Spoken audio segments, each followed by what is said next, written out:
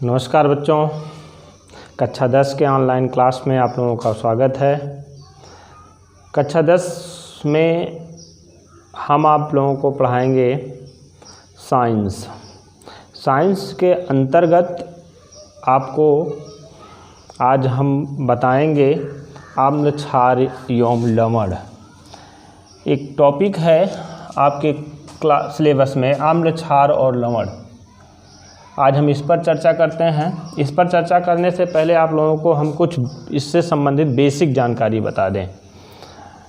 कुछ बेसिक चीज़ें बताते हैं। सबसे पहला पॉइंट इसके अंतर्गत आपको जानना है वैद्युत अपघट्य। क्या जानना है? वैद्युत अपघट्य। वैद्युत अपघट्य किसे कहा जाता है? वैद्युत अपघट्य क्या होता है? अर्थात इंग्लिश होती है इलेक्ट्रोलाइट। वैद्युत अपघट्य पदार्थ किसे कहा जाता है? देखिए, एक ऐसा पदार्थ जिसके जलीय विलयन में विद्युत धारा प्रवाहित की जा सकती है, तो इस प्रकार के पदार्थ को हम वैद्युत अपघट्य पदार्थ कहते हैं। देखिए, मान लीजिए एक पदार्थ है सोडियम क्लोराइड। सोडियम क्लोराइड अर्थात इसको हम बोलते हैं साधारण नमक। क्या बोलते हैं? साधारण नमक। इस साधारण नमक को यदि हम जल में घोल दें, साधारण नमक को यदि हम क्या करें, जल में घोल दें, तो इसका क्या बन जाएगा? जलीय विलयन बन जाएगा। ये किसका जलीय विलयन हो गया? ये हो गया आपका साधारण नमक का जलीय विलयन। जलीय विलयन हो गया ये। और इस साधारण नमक के जलीय विलयन में यदि हम विद्युत धारा प्रवाहित करें, क्या प्रवाहित करें? विद्युत धारा प्रवाहित करें, तो विद्युत धारा प्रवाहित करने पर विद्युत धारा एक सिरे से दूसरे सिरे तक आसानी से पहुंच जाती है। किसके कारण पहुंच जाती है? क्योंकि इसमें हमने क्या घोल दिया था? साधारण नमक घोल दिया था। साधारण नमक घोलने के कारण विद्युत धारा का प्रवाह पूरे विलयन में आसानी से हो जाता है। इसलिए इस पदार्थ को, किस पदार्थ को? साधारण नमक को अर्थात NaCl को हम कौन सा पदार्थ कहते हैं भैया? वैद्युत अपघट्य पदार्थ कहते हैं। हमने यही परिभाषा बताई कि ऐसा पदार्थ जिसके जलीय विलयन में, अर्थात ऐसा पदार्थ जिसको हम जल में घोल दें, अर्थात जिसके जलीय विलयन में विद्युत धारा का प्रवाह आसानी से हो सकता है, विद्युत धारा आसानी से प्रवाहित हो सकती है, तो इस प्रकार के पदार्थ को हम कौन सा पदार्थ कहते हैं? वैद्युत अपघट्य पदार्थ कहते हैं। एक शब्द आपके दिमाग में फिर आ रहा होगा, वैद्युत अनपघट्य तब किसे कहा जाएगा? देखिए, वैद्युत अनपघट्य। वैद्युत अनपघट्य किसे कहा जाएगा? देखिए, यहाँ पर क्या है कि यदि हम साधारण नमक न लें, साधारण नमक के स्थान पर यदि हम कोई दूसरा पदार्थ ले लें, जैसे मान लीजिए हम यहाँ पर ले लेते हैं भैया ग्लूकोज, या ले लेते हैं सुक्रोज, चीनी ले लेते हैं। चीनी ले लेते हैं। चीनी बोले तो चीनी का फार्मूला C12H22O11। ये किसका फार्मूला है? चीनी का। इसको रासायनिक भाषा में सुक्रोज कहा जाता है। अब इसको हम इसमें घोल दें, किसमें? जल में घोल दें, अर्थात चीनी का जलीय विलयन बना लें। अब चीनी का जब हम जलीय विलयन बना ले रहे हैं, तो चीनी का जलीय विलयन बनाने पर फिर उसमें हम बनाकर उसमें वैद्युत धारा प्रवाहित करते हैं, तो वैद्युत धारा का प्रवाह एक सिरे से दूसरे सिरे तक नहीं होता है। इसका प्रवाह विलयन में एक सिरे से दूसरे सिरे तक नहीं होता, अर्थात विलयन में वैद्युत धारा का प्रवाहित नहीं की जा सकती है। क्यों नहीं की जा सकती है? क्योंकि उसमें क्या घोल दिया गया है? चीनी घोल दिया गया है। इसलिए चूंकि विद्युत धारा का प्रवाह नहीं हो सकता, विद्युत धारा प्रवाहित नहीं हो सकती है, अर्थात इसलिए चीनी क्या है? एक वैद्युत अनपघट्य पदार्थ है। कैसा पदार्थ है? वैद्युत अनपघट्य पदार्थ है। तो यहाँ से हम परिभाषित कर ले गए। क्या परिभाषित किए? आसानी से परिभाषित कर ले जाएंगे कि ऐसा पदार्थ जिसका जलीय विलयन बनाने पर, अर्थात जिसको जल में घोलने पर वैद्युत धारा का प्रवाह न किया जा सके, अर्थात वैद्युत धारा प्रवाहित न हो, ऐसा पदार्थ जिसके जलीय विलयन में वैद्युत धारा का प्रवाह न किया जा सके, अर्थात वैद्युत धारा प्रवाहित न हो, तो उस प्रकार के पदार्थ को कैसा पदार्थ कहते हैं हम? वैद्युत अनपघट्य पदार्थ कहा जाता है। तो आइए परिभाषा लिखते हैं, कॉपी कलम निकाल के बैठिए सामने, तभी आपको बहुत अच्छी तरीके से समझ में आएगा। और जो यहाँ पर बताया जाए उसको नोट भी करते रहिए आप लोग आसानी से, इतना समय मिलेगा आप लोगों को आसानी से नोट कर सकते हैं। हाँ, तो वैद्युत अपघट्य की परिभाषा कैसे लिखेंगे कि वे पदार्थ लिखेंगे, वे पदार्थ, अभी हमने बताया ना, वे पदार्थ जिनके जलीय विलयन में, जलीय विलयन का मतलब क्या हुआ कि जिनको जल में घोल दिया जाए, उस पदार्थ को जल में घोल दिया जाए, वे पदार्थ जिनके जलीय विलयन में वैद्युत धारा प्रवाहित की जा सकती है, प्रवाहित की जा सकती है, उसे क्या कहते हैं? वैद्युत अपघट्य पदार्थ कहते हैं, वैद्युत अपघट्य पदार्थ कहते हैं। ये है किसका? वैद्युत अपघट्य की परिभाषा। जैसे NaCl, CaCl2, sodium chloride, calcium chloride, magnesium chloride, MgCl2, HCl, EtC, ये सभी कौन से पदार्थ हैं? वैद्युत अपघट्य पदार्थ हैं। इसको नोट कर लीजिए, अर्थात वे पदार्थ जिनके जलीय विलयन में वैद्युत धारा प्रवाहित की जा सकती है, उसे वैद्युत अपघट्य पदार्थ कहते हैं। अब इसी लगे हाथों हम आपको बताते हैं वैद्युत अनपघट्य पदार्थ। कौन सा पदार्थ? वैद्युत अनपघट्य पदार्थ।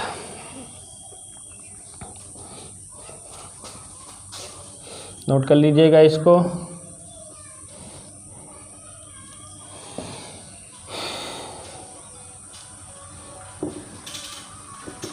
वैद्युत अनपघट्य पदार्थ, हेडिंग डालिएगा वैद्युत, हेडिंग बनाइएगा अनपघट्य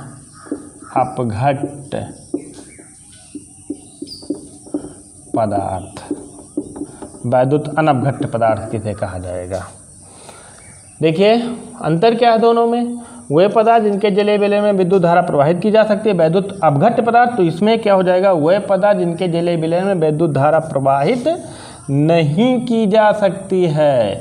क्या? वैद्युत धारा प्रवाहित नहीं की जा सकती है, प्रवाहित नहीं की जा सकती है, अर्थात जिसमें वैद्युत धारा का प्रवाह नहीं होता है, तो उस प्रकार के पदार्थ को कैसा पदार्थ कहते हैं भैया?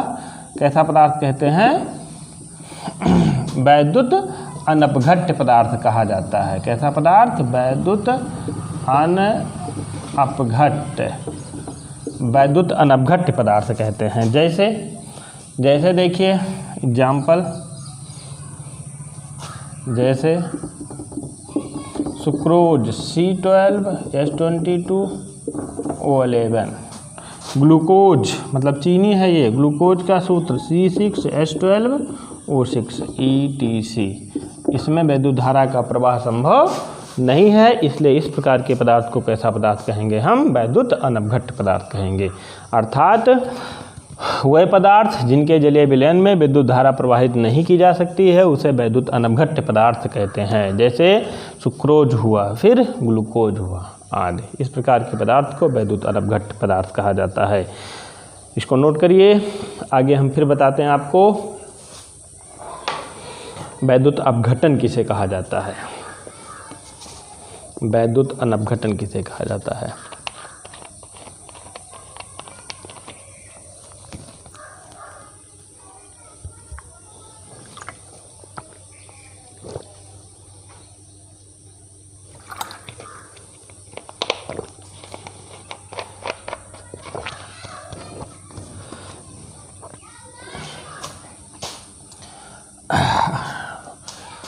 वैद्युत अनवघटन पदार्थ, वैद्युत अनवघटन किसे कहा कहते हैं। देखिए वैद्युत अनवघटन किसे कहा, हाँ नोट कर पाते हैं तो ठीक है, टाइम मिल जाता है। यदि नहीं नोट कर पा रहे हैं, टाइम नहीं मिल पा रहा आपको, तो उसका स्क्रीनशॉट ले लिया करिए।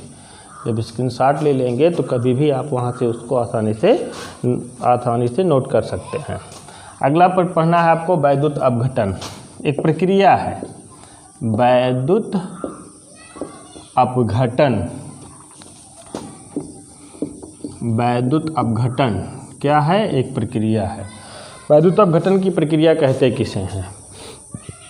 एक क्रिया है। वैद्युत अपघटन की प्रक्रिया पढ़ने से पहले आप लोगों को जानना पड़ेगा कुछ महत्वपूर्ण पॉइंट्स के बारे में। जैसे एक महत्वपूर्ण पॉइंट है किसी पदार्थ का अवयव क्या होता है। जैसे मान लीजिए लिखा है NaCl, NaCl है तो इसके कितने अवयव हैं? हम कहेंगे 2 अवयव हैं। कौन कौन से? एक सोडियम है और दूसरा क्लोरीन है। अर्थात NaCl किससे मिलकर के बना है? एक सोडियम से मिलकर के बना है और दूसरा किससे मिलकर के बना है? क्लोरीन से मिलकर के बना है। ठीक है, इसलिए इसके कितने अवयव हैं? 2 अवयव हैं। या इसी प्रकार से यदि हम देखते हैं ग्लूकोज की बात करते हैं तो ग्लूकोज C6H12O6। यदि हम देखते हैं तो ग्लूकोज एक पदार्थ है। इस पदार्थ के कितने अवयव हैं? इस पदार्थ के 3 अवयव हैं। अर्थात ये पदार्थ कितने से मिलकर के बना है? 3 महत्वपूर्ण तत्वों से मिलकर के बना है। कौन कौन सा? एक तो कार्बन और दूसरा हाइड्रोजन और तीसरा ऑक्सीजन। ठीक है, तो ये क्या है? इसके अवयव हैं। ठीक है, अब आपको हम बताते हैं वैद्युत अपघटन की प्रक्रिया। वैद्युत अपघटन होता क्या है? जैसे देखिए भैया हाइड्रोक्लोरिक अम्ल है। हाइड्रोक्लोरिक अम्ल है, जैसे है आपका HCl है, HCl है और HCl का हम जलीय विलयन बना लिए हैं और जलीय विलयन बनाने के बाद उसमें हम वैद्युत धारा प्रवाहित कर रहे हैं। तो वैद्युत धारा प्रवाहित करते हैं तो HCl क्या होता है? अपने अवयव में टूट जाता है, अर्थात अपने अवयव में विघटित हो जाता है। किस प्रकार से टूटता है? बन जाता है आपका H2 और प्लस क्या बन जाता है? Cl2। यही अपघटन अर्थात अवयव में टूटने की प्रक्रिया क्या कहलाती है? अपघटन की प्रक्रिया कहलाती है। क्योंकि यह प्रक्रिया किसके द्वारा हो रही है? वैद्युत के द्वारा हो रही है, इसलिए कौन सी प्रक्रिया हो जाएगी? ये वैद्युत अपघटन की प्रक्रिया हो जाएगी। अभी देखिए, अभी बहुत अच्छे समझ में आ जाएगा। कैसे? मान लीजिए एक पदार्थ है, पदार्थ क्या यहाँ पर मान लीजिए एक बर्तन है, बर्तन में हमने ले लिया है जल। अब इसमें हमने घोल दिया है क्या? HCl घोल दिया है। क्या घोल दिया? HCl घोल दिया है। क्या घोल दिया हमने? HCl घोल दिया। HCl घोल दिया। HCl घोल करके इसमें क्या प्रवाहित कर रहे हैं? देखिए जब हमने घोला था तो ये घुल गया था, लेकिन जब इसमें हम वैद्युत धारा प्रवाहित कर देते हैं तो वैद्युत धारा प्रवाहित करने पर HCl क्या होता है कि H2 अलग और Cl2 अलग हो जाता है। इसी विलयन में हाइड्रोजन अलग हो जाता है, क्लोरीन अलग हो जाता है। अर्थात हाइड्रोजन मुक्त होने लगता है, हाइड्रोजन मुक्त होने लगता है एनोड पर। बताया जाएगा एनोड कैथोड आगे, लेकिन इतना जानिए कि हाइड्रोजन यहाँ पर मुक्त होने लगता है, अर्थात हाइड्रोजन अलग हो जाता है, क्लोरीन अलग हो जाता है। और इसी प्रक्रिया को हमने अलग अलग लिख करके बताया है H2 और Cl2 को। ठीक है, हाइड्रोजन मुक्त होता है कैथोड पर, हाइड्रोजन किस पर मुक्त होता है? कैथोड पर मुक्त होता है। कैथोड पर मुक्त होता है। कैथोड पर किस प्रकार से मुक्त होता है? एक जल अपघटन की प्रक्रिया है और जल अपघटन की प्रक्रिया बताई जाएगी वहाँ पर। तो देखिए हाइड्रोजन मुक्त हो जाता है, कैथोड पर मुक्त होता है, और क्लोरीन मुक्त हो जाता है, एनोड पर मुक्त होता है। अर्थात हमारा कहने का मतलब क्या हुआ, इसको आप समझ ही लीजिए थोड़ा सा यहीं पर कि देखिए जलीय विलयन है। किसका जलीय विलयन है? HCl का।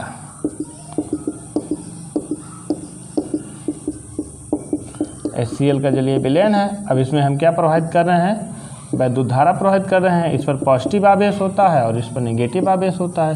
जिस पर नेगेटिव होता है इसे क्या बोलते हैं? कैथोड बोला जाता है। जिस पर पॉजिटिव आवेश होता है उसे क्या बोलते हैं? एनोड बोला जाता है। अब इसमें वैद्युत धारा प्रवाहित करते हैं तो कैथोड पर तो मुक्त होता है क्या? H2 अर्थात H2 हाइड्रोजन मुक्त होता है, और एनोड पर क्या मुक्त होता है? Cl2 अर्थात क्लोरीन मुक्त होता है। अर्थात ये जो HCl था, हाइड्रोजन इस पर आ गया, क्लोरीन इस पर आ गया, अर्थात दोनों अलग अलग हो गए। और यही अलग अलग होने की प्रक्रिया कौन सी प्रक्रिया कहलाती है? वैद्युत अपघटन की प्रक्रिया कहलाती है। कौन सी प्रक्रिया कहलाती है? वैद्युत अपघटन की प्रक्रिया कहलाती है। तो देखिए हम यहाँ पर आपको परिभाषित करके लिखा देते हैं, परिभाषा लिखा देते हैं वैद्युत अपघटन की प्रक्रिया का। एक दो एग्जाम्पल भी बता देते हैं। जैसे देखिए एक परिभाषा क्या है कि किसी वैद्युत अपघट्य पदार्थ, हाँ वैद्युत अपघटन की प्रक्रिया होगी तो किसकी में होगी? सिर्फ वैद्युत अपघट्य पदार्थ में होगी। वैद्युत अपघट्य पदार्थ में ही क्यों होगी? क्योंकि उसी में विद्युत धारा का प्रवाह हो सकता है। वैद्युत अपघट्य पदार्थ में ही विद्युत धारा का प्रवाह हो सकता है। वैद्युत अनापघट्य पदार्थ में विद्युत धारा का प्रवाह नहीं हो सकता है। इसलिए वैद्युत अपघट्य की प्रक्रिया किसमें होगी? वैद्युत अपघटन की प्रक्रिया किसमें होगी? वैद्युत अपघट्य पदार्थ में होगी। वैद्युत अपघटन की प्रक्रिया वैद्युत अपघट्य पदार्थ में होगी। तो परिभाषित कैसे करेंगे वैद्युत अपघटन का? मतलब किसी वैद्युत अपघट्य पदार्थ के लिखेंगे यहाँ पर हम क्या? किसी वैद्युत अपघट्य पदार्थ के, किसी वैद्युत अपघट्य पदार्थ के जलीय विलयन में, या किसी वैद्युत अपघट्य के, ऐसा लिख सकते हैं, किसी वैद्युत अपघट्य के जलीय विलयन में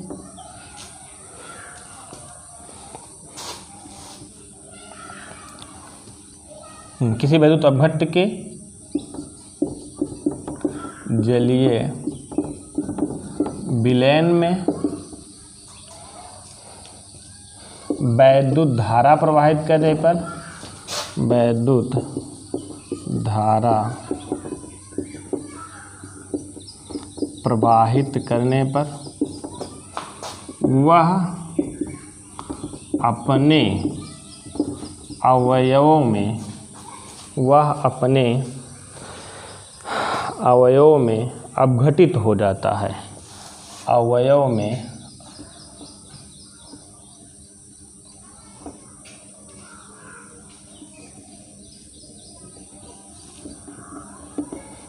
या इस तरीके से लिखते हैं, किसी वैद्युत अपघट्य के जलीय विलयन में वैद्युत धारा प्रवाहित करने पर वह अपघटित हो, लिखिए, करने पर वह अपघटित हो जाता है। तो इसे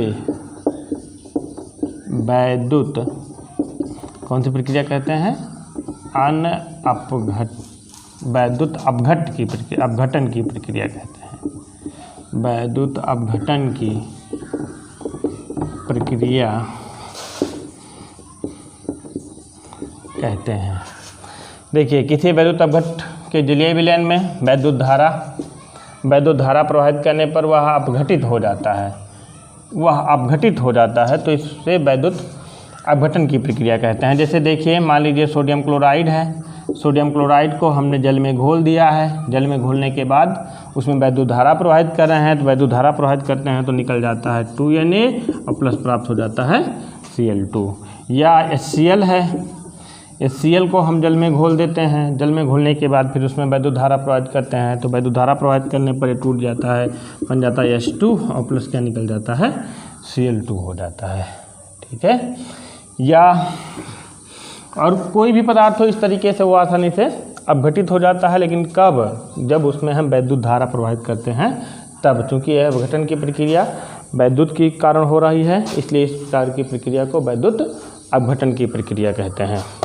वैद्युत अपघटन बताया गया आपको, वैद्युत अनपघट्य पदार्थ बताया गया और वैद्युत अपघट्य पदार्थ बताया गया। कल हम आप लोगों को पढ़ाएंगे वैद्युत वियोजन का सिद्धांत, अर्थात आर्हेनियस का सिद्धांत। आर्हेनियस का सिद्धांत से बोर्ड एग्जाम में प्रश्न भले ही ना पूछे जाते हों, लेकिन अम्ल और क्षार की परिभाषा जो है, जो बताई जाएगी, वो आर्हेनियस के अनुसार ही बताई जाएगी। जिसके अनुसार बताई जाएगी? आर्हेनियस के अनुसार बताई जाएगी। इसलिए आर्हेनियस का सिद्धांत पढ़ना आप लोगों के लिए बेहद ज़रूरी है। तो कल की क्लास में हम आप लोगों को आर्हेनियस का सिद्धांत बताते हैं। आर्हेनियस का सिद्धांत। आर्हेनियस का वियोजन सिद्धांत बताते हैं, जो कि अम्ल और क्षार की परिभाषा उसी से आपको बताया जाएगा। ये नोट कर लीजिए आप लोग। नोट ऐसा करिए कि मान लीजिए कोई दिक्कत होती है, टाइम कम मिलता है, नहीं नोट कर पाते हैं, तो स्क्रीनशॉट ले लीजिए, नहीं तो वीडियो को रोक लीजिए, रोकने के बाद नोट कर लीजिए, फिर उसके बाद प्ले कर दीजिए, फिर चलने लगेगा वहीं से। इस तरीके से आसानी से आपका एक नोट्स बुक आसानी से आपका तैयार हो जाएगा। बाकी कल की क्लास में रखते हैं। जय हिंद, जय भारत।